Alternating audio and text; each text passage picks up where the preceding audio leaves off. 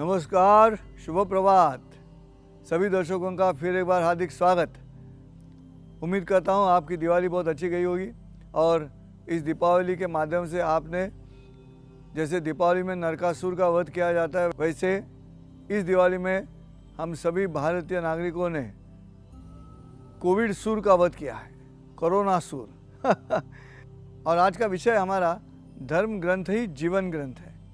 देखिए, जब हम धर्म की बात करते हैं तो पहली बात यह है कि आचरण संहिता, ऐसा उसका एक नाम दे सकते हैं, क्योंकि व्यक्तिगत आचरण से लेकर सामाजिक आचरण तक, राष्ट्रीय आचरण तक जिसकी संहिता बन चुकी है, उस संहिता के अनुसार जिसका आचरण होगा वो धर्म कहा जाता है। लेकिन धर्म ग्रंथ जो है वो ऐसे सीमित अर्थों से नहीं भरे रहते। धर्म ग्रंथ ये कालातीत रहते हैं। धर्म ग्रंथ है इस तरह से साक्षेप में नहीं विचार करते। धर्म ग्रंथों का विचार जो है मनुष्य के जीवन से संबंधित है। मनुष्य का जीवन जो है वो अच्छा जाने के लिए, शुचित जाने के लिए धर्म ग्रंथों के आचरण की संहिता बनती है। आज हम श्रीमद् भगवद गीता का विचार करेंगे।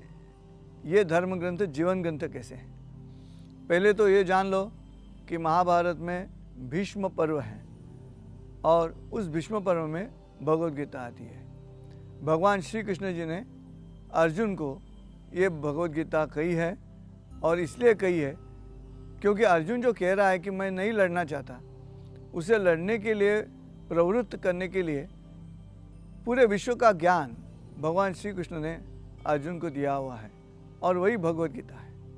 इस महाभारत के लिए एक बात ध्यान में रखो कि ये जो विरोधाभास से भरा हुआ महाभारत है, और भगवान श्री कृष्ण को अधिकार है अर्जुन से गीता कहने का।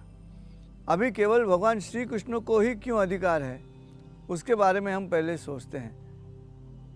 तो जो चीज़ें भगवान श्री कृष्ण अर्जुन से करने के लिए कह रहे हैं, वो दोनों चीज़ें भगवान श्री कृष्ण के जीवन में घटी हैं। भगवान श्री कृष्ण ने उसका अनुभव लिया है। अष्ट सिद्धि के बाद भी एक सिद्धि है, उसे अनुभव सिद्धि कहते हैं। और इसलिए पहली बात जो भगवान श्री कृष्ण अर्जुन से कह रहे हैं कि इस तरह से लड़ाई के लिए तुम तैयार हो तो वहाँ से भागो मत। अब ये मत कहो कि मैं नहीं लड़ूंगा, क्योंकि वहाँ से अगर आप भाग जाओगे तो कितने बदनाम होते हो, उसका अनुभव भगवान श्री कृष्ण जी के पास है। जरासंध के साथ जब लड़ाई हुई तब ऐसे हुआ है कि भगवान श्री कृष्ण को उस लड़ाई से पीछे हटना पड़ा, वहाँ से भागना पड़ा। और इसीलिए भगवान श्री कृष्ण का एक नाम रणछोड़ दास ऐसे भी है। शिक्षा कौन देगा? जिसके पास अनुभव है। और इसलिए ये पहली बात ध्यान में रखो कि भगवान श्री कृष्ण जी ने जब अर्जुन से कहा कि तुम्हें लड़ना होगा, ऐसे मत भागो, तब श्री कृष्ण जी को वो अधिकार इसलिए है कि उनके पास अनुभव है। और रही दूसरी बात अर्जुन का जो मुख्य प्रश्न है वो कि मैं मेरे रिश्तेदारों को क्यों मारूं, और इन सभी को मारकर मुझे क्या मिलेगा, और ऐसा राज्य लेके मैं क्या करूं, ये उसका सवाल है।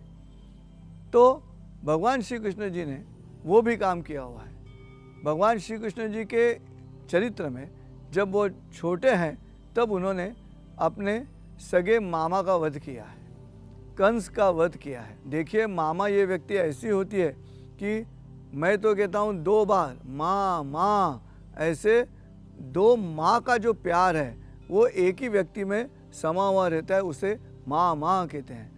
और भगवान श्री कृष्ण जी ने उसी मामा का वध किया है। तो इस तरह से सोचें तो भगवान श्री कृष्ण को वो भी अधिकार है, क्योंकि उनके पास अनुभव है रिश्तेदार को ख़त्म करने का। तो मैं तो अक्सर ये भी सोचता हूँ कि भगवान है तो प्रबोधन करेंगे ही, लेकिन अनुभव के साथ प्रबोधन है, और इसलिए ये शिक्षा महत्वपूर्ण रखती है। वैसे तो द्रोणाचार्य अर्जुन के सामने खड़े हैं युद्ध करने के लिए। गुरु कौन है और सद्गुरु कौन है? गुरु जो है वो कसब सिखाता है, और इसलिए ऐसे हुआ है, नसीब ऐसा है कि गुरु शिष्य के सामने युद्ध के लिए खड़े हैं। लेकिन जो सब सिखाता है वो सद्गुरु होता है। सो द्रोणाचार्य अगर गुरु हैं जिन्होंने धनुर्विद्या सिखाई अर्जुन को, लेकिन जिंदगी का असली मतलब, जीवन का सच और सत्य अर्थ किसने सिखाया अर्जुन को? वो भगवान श्री कृष्ण ने सिखाया। और इसीलिए वो भगवत गीता जीवन ग्रंथ बनती है, क्योंकि उसमें सब सिखाया है। अर्जुन विषाद योग होने के बाद सांख्य योग, कर्म योग, ज्ञान संन्यास कर्म योग, फिर कर्म संन्यास योग, ऐसे करते करते ज्ञान विज्ञान योग हैं, विश्वरूप दर्शन योग है, राज विद्या राजगुह्य योग है। ये सारे पूरी जीवन का अर्थ जिसमें समा हुआ है, ऐसे ये सब अध्याय अर्जुन को कहे गए प्रबोधन के तौर पे। वैसे तो अर्जुन पहले अध्याय में जो कह रहा है वो बात सही है, आप और मेरे लिए बिल्कुल सही बात है। वो अर्जुन ये कहता है, युद्ध करने सिद्ध है तन, मन ही क्यों हतवीर्य है। युद्ध करने सिद्ध है तन, मन ही क्यों हतवीर्य है। संदेह है अब मन में मेरे, शौर्य है ना धैर्य है।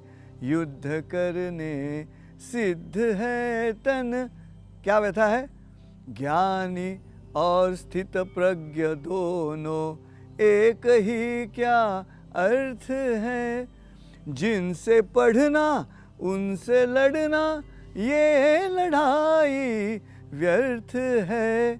दक्षिणा ऐसी गुरु को, दक्षिणा ऐसी गुरु को, ये अमंगल कार्य है। संदेह है अब मन में मेरे, शौर्य है ना धैर्य है। युद्ध करने सिद्ध है तन, ये व्यथा है अर्जुन की। जिनसे पढ़ना उनसे लड़ना, ये लड़ाई व्यर्थ है। और इसीलिए यहाँ से लेकर पूरे जीवन का अर्थ बताने के बाद 18वें अध्याय में जब श्री कृष्ण अर्जुन से कहते हैं कि इति में ज्ञानमाख्यातम गुह्यात गुह्यम तरम मया विमृश्यत दशेण यथेच्छसि तथा कुरु। देखिए, ये जो अभिव्यक्ति स्वतंत्रता की हम बात करते हैं, वो 18वें अध्याय में इतना सब ज्ञान देने के बाद भगवान श्री कृष्ण उसे कह रहे हैं, यथेच्छसि तथा कुरु, तुम्हें जैसी इच्छा होगी वैसे करो।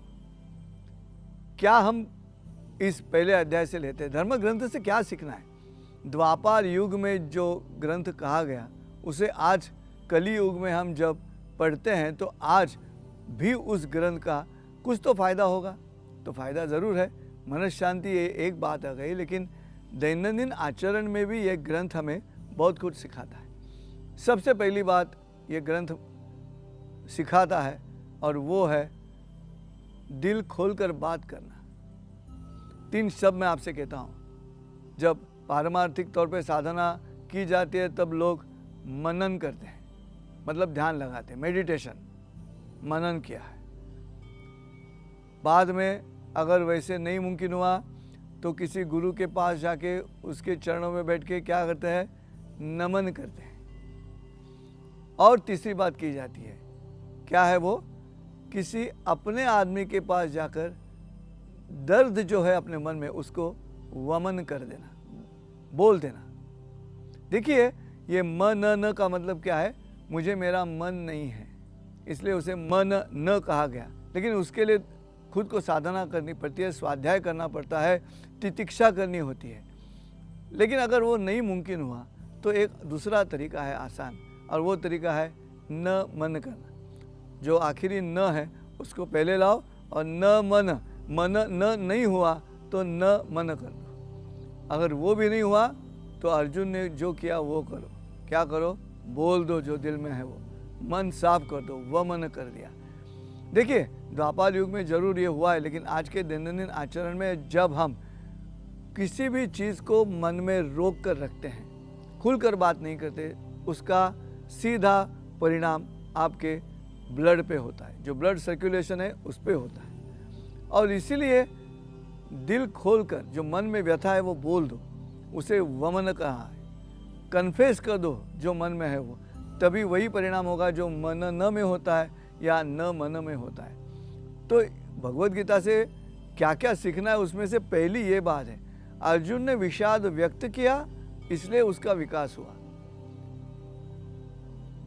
उसका जो रोना है वो उसको लड़ाई की तरफ ले जा रहा है, और अर्जुन जब रोता है, जब विषाद व्यक्त कर रहा है, उसी क्षण भगवान श्री कृष्ण ने उसको भगवत गीता सुनाई है। पहले 1-2 एपिसोड में मैंने कहा कि स्माइल जो है, हंसना जो है, वो मनुष्य को असंज्ञ मन में ले जाता है। दिवाली के एपिसोड में मैंने कहा था कि दिवाली क्या है, हंसने का त्यौहार है। वो जो हंसने का त्यौहार है वो इसलिए है क्योंकि सेहत अच्छी बनती है, लेकिन हंसना जो है वो ज़रूरी होता है। यहाँ पे आप हंसोगे तो भी सबकॉन्शियस माइंड में जाते हो, आप रोते हो तभी आप सबकॉन्शियस माइंड में जाते हो।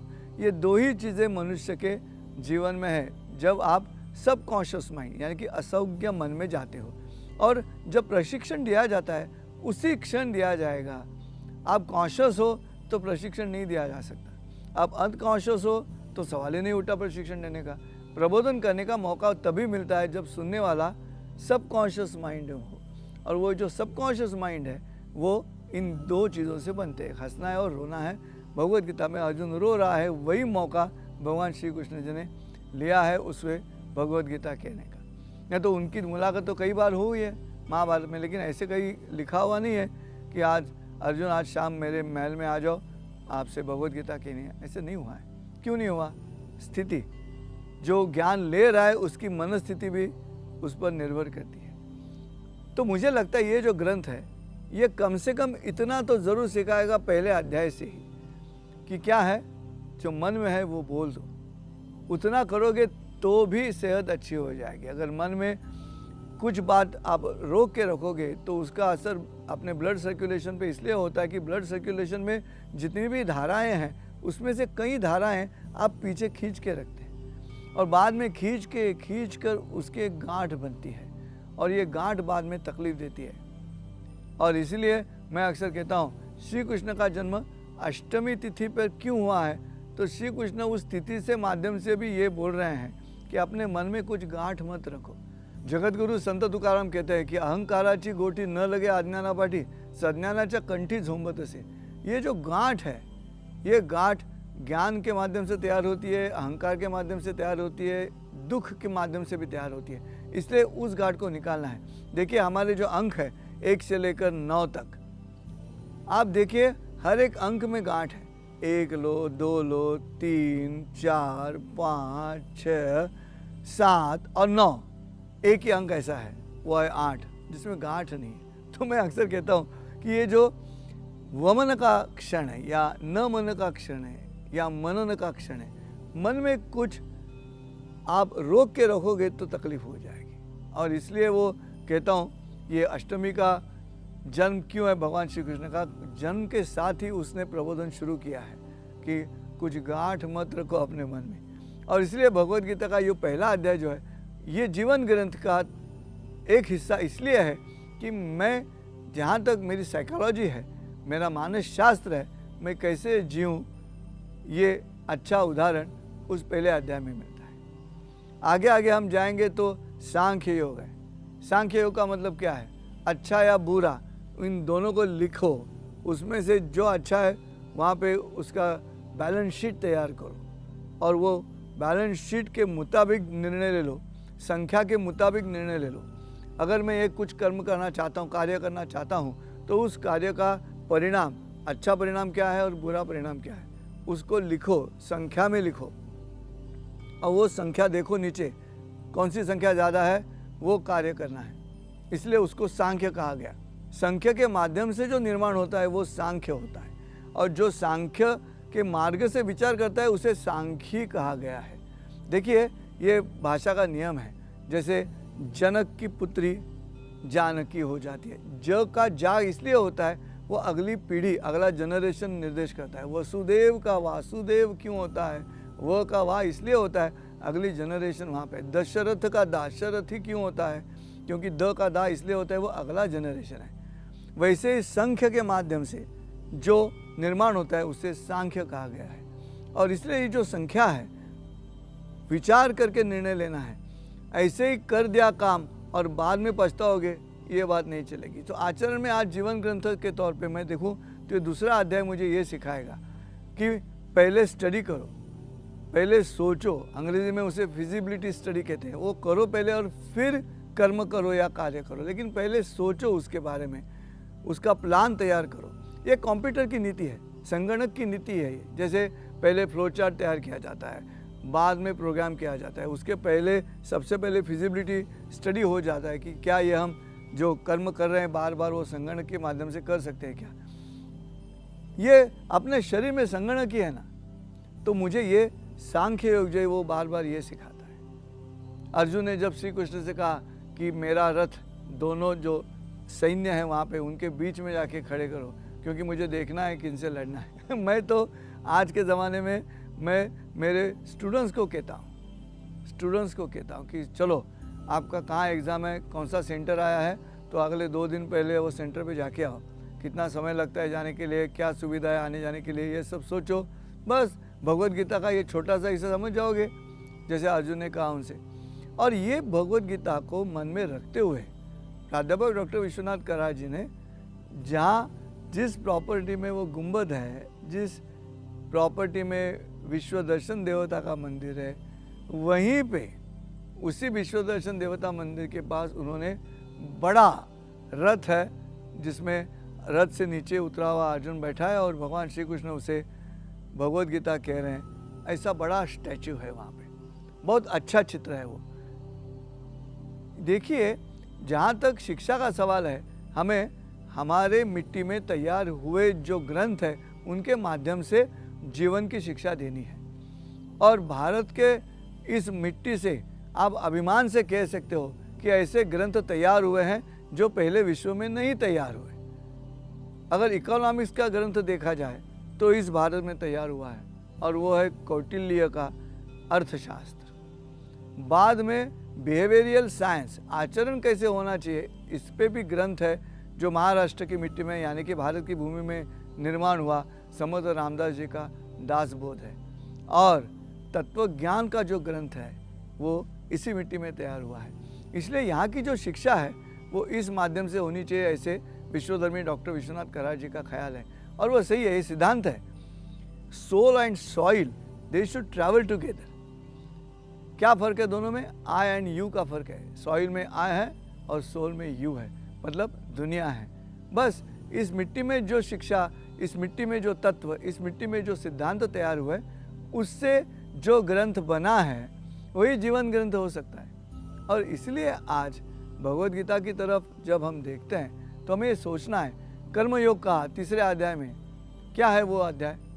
कर्म क्या है? सर्विस कोड बताया है। जैसे आजकल कॉर्पोरेट कंपनियों में ग्रॉस मिसकंडक्ट क्या है, माइनर मिसकंडक्ट क्या है, ऐसे कंडक्ट का जो प्रोसीजर है, कंडक्ट कोड है, वो कर्मयोग में कंडक्ट कोड ही है। कर्म करना है, और ये जो कर्म है उस किस तरह से किया जाएगा, कैन यू अवॉइड दैट, आप उसको टाल नहीं सकते। इतना सादा आसान जिंदगी में जीने के लिए ये जो कर्म कहा गया है वो जिस ग्रंथ में मिलता है उसे धर्म ग्रंथ कहना है, लेकिन धर्म ग्रंथ के साथ साथ उसे जीवन ग्रंथ भी कहना चाहिए, क्योंकि जीने के लिए सुविधा उस ग्रंथ में मिलती है। आज मैं खुद या डॉक्टर कराड़ उनके मार्गदर्शन में हम यहाँ MIT में यही सोचते हैं कि क्या भगवत गीता के माध्यम से क्या हम पढ़ सकते हैं, क्या पढ़ा सकते हैं, इसके बारे में सोचना है। इसलिए वो बड़ा जो स्टैचू बनाया है, वो जो चित्र बनाया है, मूर्तियों के तौर पे बड़ा चित्र बनाया हुआ है, उसकी वजह यही है कि विद्यार्थियों को समझना चाहिए, शिक्षकों को समझना चाहिए, जो प्राध्यापक है, सिखाने वाले अध्यापक है, उनको समझना चाहिए। देखिए, मैं आपसे एक विनती करता हूँ कि अगर आज मैं जो प्रवचन कर रहा हूँ वो सुनने वालों में अगर शिक्षक भी है तो कराड़ सर की तरफ से मैं आपको एक विनती करता हूँ। क्या करना है? तो शिक्षक ने कैसे अपने विद्यार्थी को लड़ने के लिए तैयार किया, वो तरीका, मोडस ऑपरेंडी, प्रशिक्षण का, ट्रेनिंग का, वो भगवत गीता में है। 2 अध्याय से लेकर आखिरी अध्याय तक इतना पढ़ाकर बाद में कहना है कि तुम्हें जो चाहिए वो करो। भगवान श्री कृष्ण इतने होशियार है कि उनको मालूम है कि अब अर्जुन क्या करने वाला है। क्यों? अर्जुन वही करने वाला है जो भगवान श्री कृष्ण ने कहा है, लेकिन उसको ऐसे लगना चाहिए अर्जुन को खुद का निर्णय है। बस शिक्षक का वही काम है। आपको नहीं लगता कि ये पूरी की पूरी भगवत गीता जीवन ग्रंथ करके शिक्षक के जीवन में एक मार्गदर्शक पुस्तिका है, बिल्कुल है। चलो मैनेजर ले लो, प्रबंधक किसी भी कंपनी में है, देख लो जो कामगार है या कर्मचारी है जो काम नहीं करना चाहता, उसको काम कराने के लिए प्रवृत्त करने का तरीका मैनेजर के तौर पे, प्रबंधक के तौर पे देखो। एक एक अध्याय ले लो। जैसे मैंने कहा सांख्य योग ले लो, काम करने वाले स्टाफ बोल रहा है मैं काम नहीं करूँगा, उसको सांख्य योग बोलो। क्या सांख्य योग है, काम करने से क्या अच्छा होने वाला है, नहीं करने से क्या बुरा होने वाला है। फिर कर्मयोग, उसको बोलो ये कोड ऑफ कंडक्ट है, उसको करना होगा। फिर ज्ञान कर्म संन्यास बोलो कि तू जाने से बाद में बाहर क्या करेगा, क्या सन्यासी हो जाओगे, क्या नौकरी छोड़कर जाओगे। तो देखिए मुझे लगता है हम किस तरह से इस ग्रंथ को देखते हैं उस पर निर्भर करता है, और ये जो देखने का तरीका है उसमें हमें कई ज्ञान मिलता है। जीवन का मतलब ही वही है।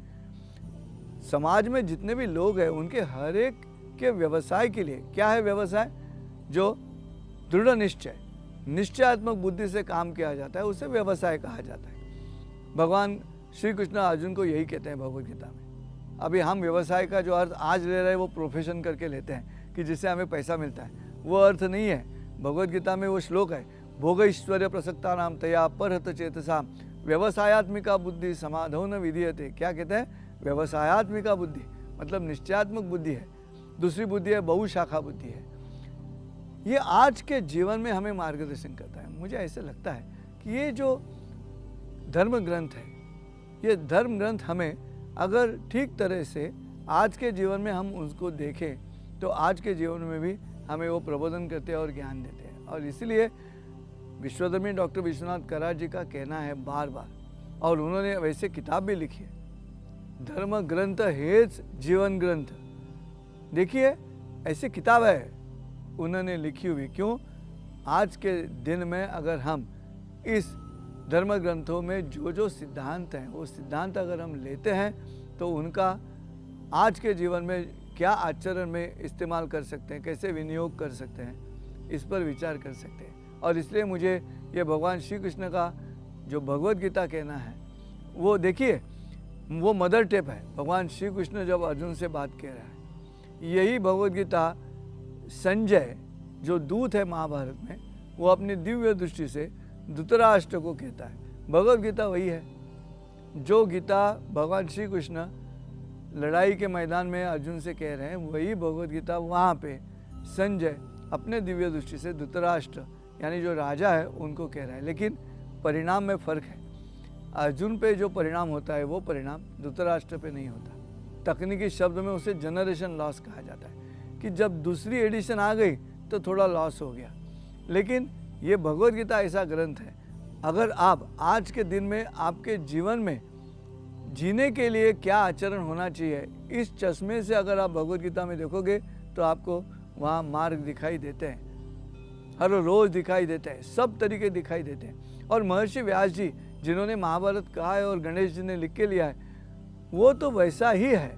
व्यासोच्छिष्टम जगत सर्वम ऐसे कहा है, तो जीवन के लिए तो विनियोग होगा ही उसका, क्योंकि जो पूरी दुनिया में है वही व्यास जी ने कहा है, और व्यास जी ने जो नहीं कहा है वो दुनिया में है ही नहीं। व्यासोच्छिष्टम जगत सर्वम है। तो इसलिए रवैया जो है, अगर हम उसको रिलीजन मतलब ये रिलीजन शब्द, अगर हम आज ग्रंथ को रिलीजन, ये जो आजकल हम यूज़ करते हैं रिलीजन शब्द पे, उस चश्मे से देखें तो लड़ाई झगड़े होते हैं। अगर हम व्यक्तिगत जीवन पे, समाज जीवन पे इस ग्रंथ में जो सिद्धांत है वो हमारे आचरण में लाने की कोशिश करेंगे तो वही ग्रंथ जीवन ग्रंथ बन जाते हैं। अब हमें चुनना है कि धर्म ग्रंथ कहते हुए एक दूसरे के ग्रंथों से झगड़ा करना, या जीवन ग्रंथ कह के सभी मनुष्य के जीवन के लिए जो सुविधा उपलब्ध है, सिद्धांत उपलब्ध है, उसका इस्तेमाल करना।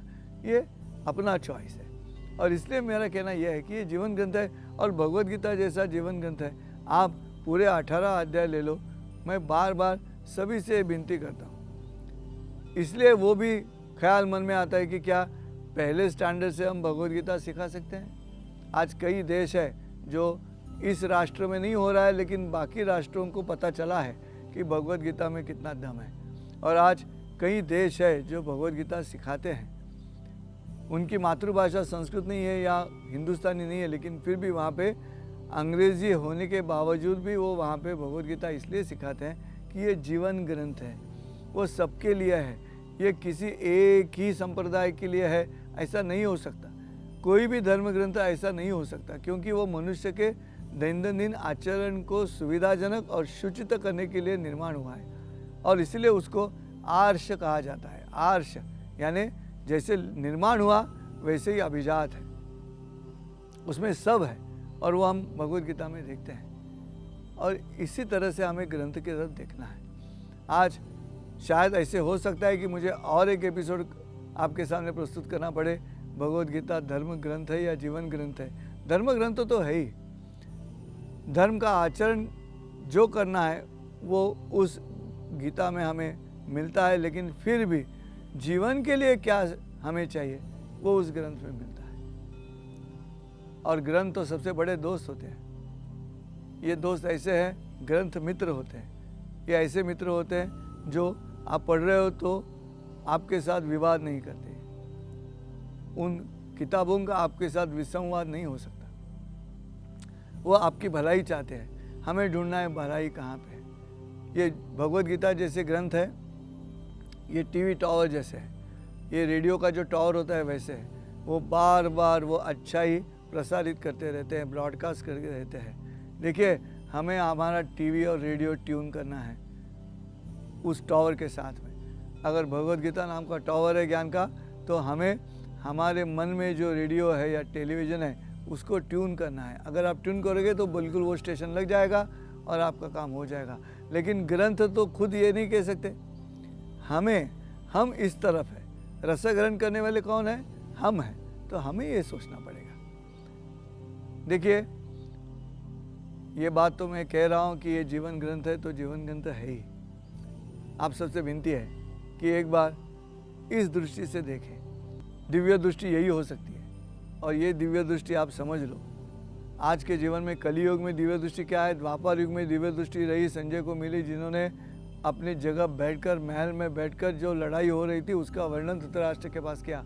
लेकिन आज के कलियुग में दिव्य दृष्टि ये है कि हम किस दृष्टि से हमारे धर्म ग्रंथों की तरफ देखते हैं। बस एक बार तो देख के देखो, जीवन ग्रंथ है करके देखो, कितना जीवन अच्छा हो जाएगा। फिर मिलते हैं अगले एपिसोड में, तब तक के लिए नमस्कार, धन्यवाद।